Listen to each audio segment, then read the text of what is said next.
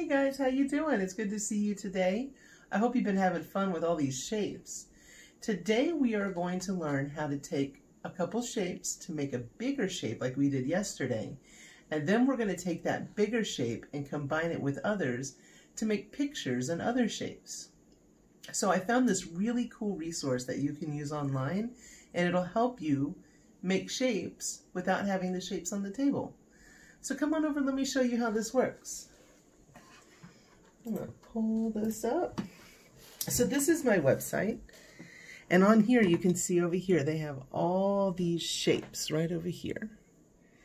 And then we have this big empty work area where we can put our shapes. So all we have to do is we just take a shape and we drag it into the screen. So I want to take this shape and add a few to make a picture. So maybe I'll take one of these, and you see this little twirly thing right here? If we use that, we can spin it around like this. I'm just going to put this right here in the middle. I'm going to get another one. And this time, I want to put it right here. I'm going to get another one. This time, I'm going to put it on the other side. So right now, I've used 4 shapes to make a bigger shape. Does that look like anything?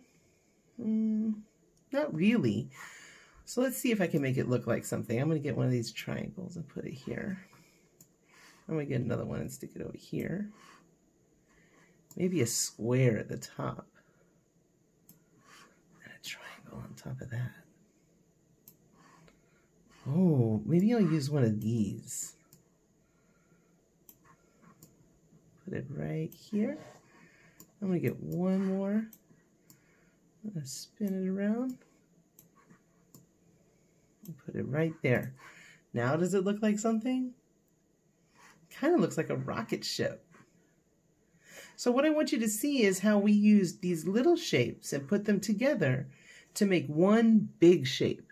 And you can use this at home.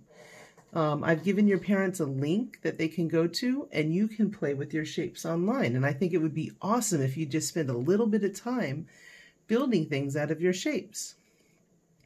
So we're going to take a second and look at what you're supposed to do in your book today. I'm looking at page 670. And page 670 gives you an example up here of what you have to do. And it says, use the triangle to make a square. It looks like we're making a rectangle, but you know what? A square is a kind of rectangle. So what they did was they showed you 2 of these.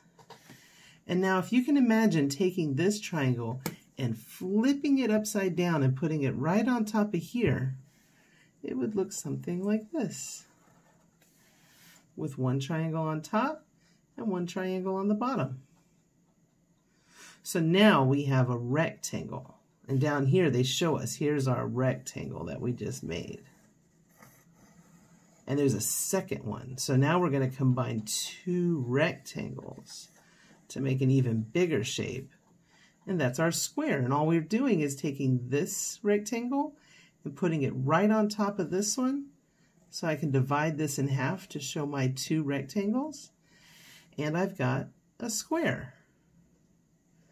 So let's take a look at number 1. It says, use this purple shape to make a circle. Draw to show your work. So here's my 2 purple shapes. And you can see if I put them together like this, they're not going to make much of a circle. But if I were to take this one and turn it, then I would end up with something that looks like this. So see, I got one of those purple shapes over here and one of them over here. Now, I've got this half circle. I can use 2 half circles to make a whole circle. All I have to do is draw my line across the middle. There's one half circle up here and one half circle down here. If you find this confusing, you can always go back to the website and try it with actual shapes, and maybe that'll help. If you have any questions, please give me a call or contact me on Schuler or Class Dojo, and I will do my best to help you out. Thanks, guys.